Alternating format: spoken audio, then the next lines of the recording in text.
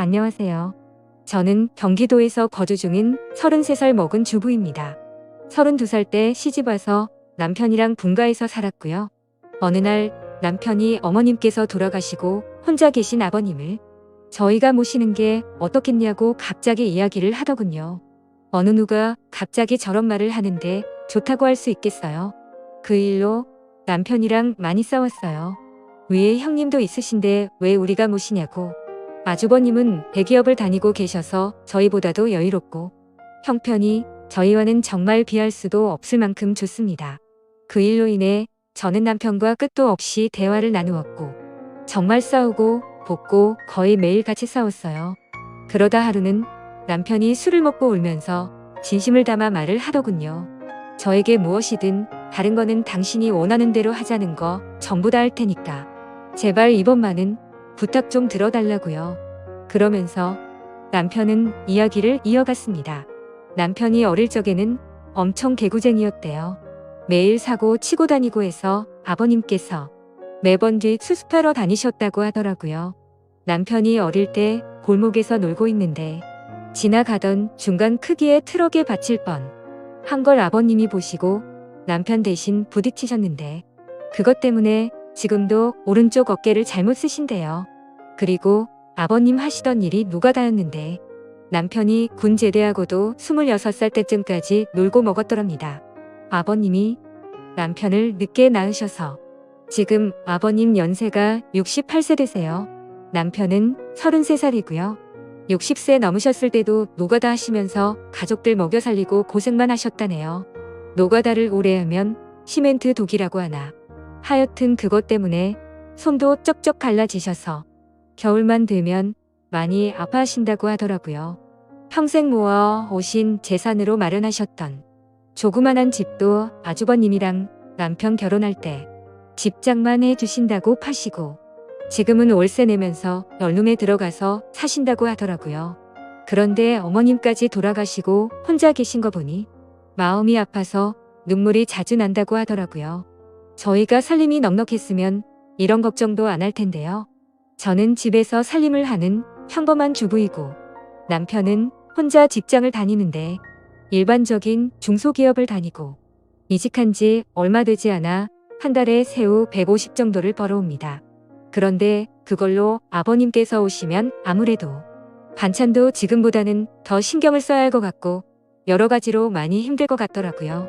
심지어 그때는 제가 임신을 했어서 아이가 3개월 차인데 모든 부분이 힘겹더라고요. 그럼에도 부유하셨던 형님께서는 절대 아버님을 못 모신다고 강력히 못 박으셨고 아주버님도 그럴 생각이 없다라고 남편이 말을 하더라고요. 저렇게 철벽 방어를 하는데 어떻게 하겠습니까?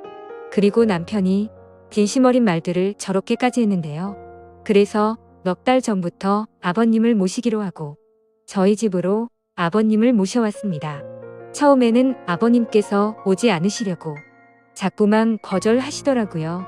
늙은이가 가봐야 집만 되고 눈치 보인다고 하시면서요. 하지만 남편이 매일같이 설득하고 우겨서 겨우 모셔왔습니다. 모셔온 첫날부터 여러모로 정말 신경이 쓰이더라고요. 그런데 우리 아버님 매번 반찬 신경 써서 정성껏 차려드리면 그걸 드시면서도 엄청 미안해하시면서 눈치를 보십니다. 가끔씩 고기 반찬이나 맛있는 음식을 해드리면 아버님께서는 드시지 않고 남겨두셨다가 저희 남편이 퇴근하고 돌아오면 남편을 먹이더라고요. 그리고 저 먹으라고 일부러 드시지도 않고요. 거기다가 하루는 장을 보고 집에 왔는데 아버님께서 바닥에 꿇어 앉아서 걸레질을 하고 계시더라고요. 저는 그 모습을 보고 깜짝 놀라서 걸레를 빼앗으려고 했더니 괜찮다고 하시면서 끝까지 고집을 부리시면서 청소를 건타치시더라고요. 그리고 식사를 드시고 나면 곧바로 빈 그릇을 들고 가셔서 설거지도 하십니다. 아버님께 하지 말라고 몇 번을 말씀드리고 그릇들을 뺏어도 보지만 아버님은 설거지를 하시는 게 그게 마음이 편하시답니다. 제가 왜 아버님의 마음을 모르겠어요. 이 못난 며느리 눈치 보이시니 그렇게 행동하시는 거 압니다. 그래서 저도 정말 더 마음이 아픕니다. 남편이 몰래 아버님 용돈을 드려도 그거 안 쓰고 모아 두었다가 저에게 용돈 하라고 주십니다. 그렇게 저희는 부유하진 않지만 서로 애틋하고 마음을 써가면서 하루하루를 지내고 있었습니다. 그런데 어제는 정말 너무 많이 슬퍼서 펑펑 울었습니다. 아버님께 죄인이라도 된 듯해서 눈물이 왈칵 나오는데 참을 수가 없더라고요. 한 달 전쯤부터 아버님께서 아침에 나가시면 저녁 때쯤 들어오시더라고요. 어디 놀러라도 가시는 것 같아서 용돈을 드려도 받으시지도 않고 웃으시면서 다녀올게 하시면서 매일같이 나가셨습니다. 저는 그래서 그냥 집안에만 있으시기엔 답답하셔서 산책이라도 다녀오시다 보다 하고서 크게 생각을 하지는 않았습니다. 그런데 어제 장을 보러 슈퍼에 갔다가 아래층 주인 아주머니를 만나게 되었습니다. 그런데 그 주인 아주머니께서 제게 어렵게 말씀을 하시더라고요. 오다가 이 집 할아버지 봤는데 유모차에 박스 실어서 가던데. 이 말을 듣고 저는 상상조차 못해봤던 일에 깜짝 놀랐습니다. 네, 맞습니다. 아버님 아들집에 살면서 돈 한 푼 못 버시는 게 마음에 걸리셨는지 불편한 몸 이끄시고 하루하루 그렇게 박수 주우시면서 돈을 버셨더라고요. 저는 그 이야기를 듣고 장을 보다 말고 밖으로 뛰쳐나갔습니다. 아버님 찾으려고 이리저리 돌아다녀도 안 보이시더라고요. 너무 죄송하고 가슴이 아파서 집에 들어와서 정말 한없이 엉엉 울었습니다. 한참을 울고 나서 남편에게 전화해 오늘의 상황을 말하니 남편도 아무 말이 없더군요. 한참의 정적이 흐르고 남편은 일찍 들어간다고 말하고 그렇게 통화를 끊었고 남편은 저녁 5시 조금 넘어서 평소보다 일찍 퇴근하고 들어왔습니다. 남편도 마음이 정말 안 좋은지 표정도 너무 어두웠고 집에 들어오자마자 가방만 내려두고 아버님을 찾으러 나간다고 하곤 바로 집 밖으로 나갔습니다. 제가 정말 바보였고 한심한 며느리였습니다. 그렇게 매일같이 나가셨는데 관심을 가지고 진작 이 사실을 알았어야 했는데 말이죠. 며칠 전부터 아버님께서 저 먹으라고 봉지에 들려주시던 과일과 과자들을 받으면서도 아버님께서 사오신 것인지 일을 해서 사온 것인가라는 생각도 못했다니 정말 한심스럽습니다.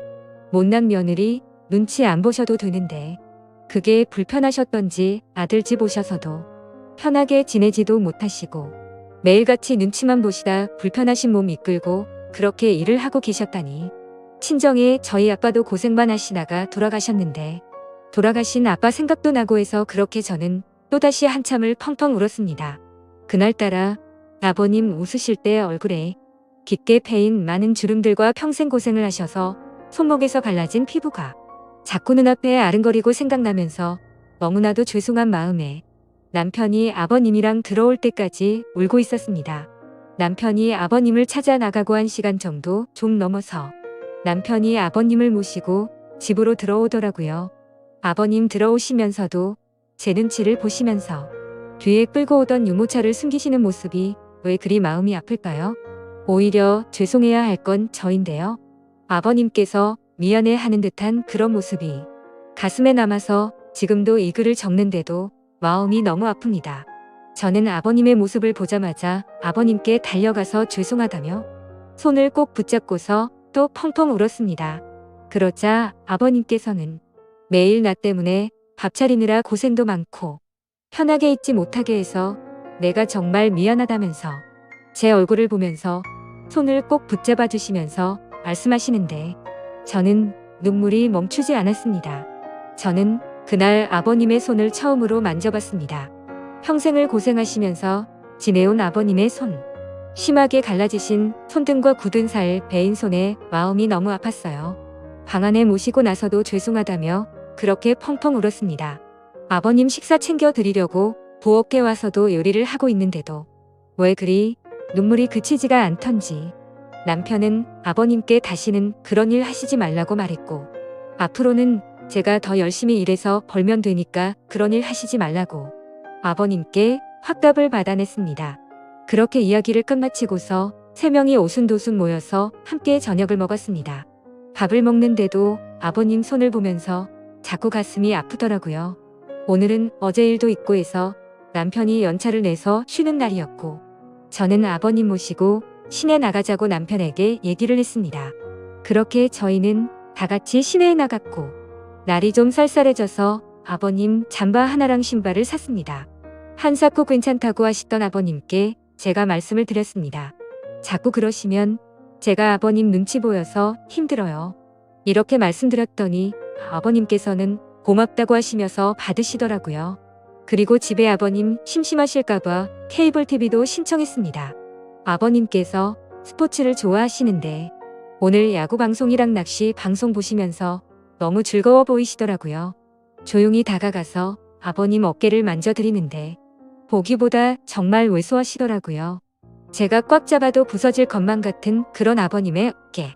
지금까지 고생만 하시고 자식들 뒷바라지 하시느라 평생 헌신하시면서 살아오셨던 아버님의 그런 발자취들이 느껴지면서 저는 또 마음이 아파왔네요. 남편한테 말했어요.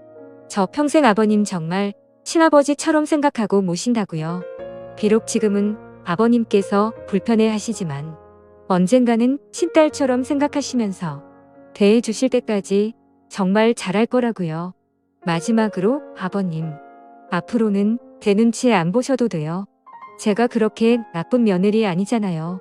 아버님의 힘드신 희생이 없으셨다면 지금의 남편도 없잖아요. 그랬다면 지금의 저와 뱃속에 사랑스러운 손자도 없을 거예요. 저 아버님 싫어하지 않고 정말 사랑해요, 아버님. 그러니 항상 건강하시고 오래오래 사셔야 돼요. 그리고 2번 다시 그렇게 일 안 하셔도 돼요. 저 허리띠 쫄라 외고 알뜰하게 살게요.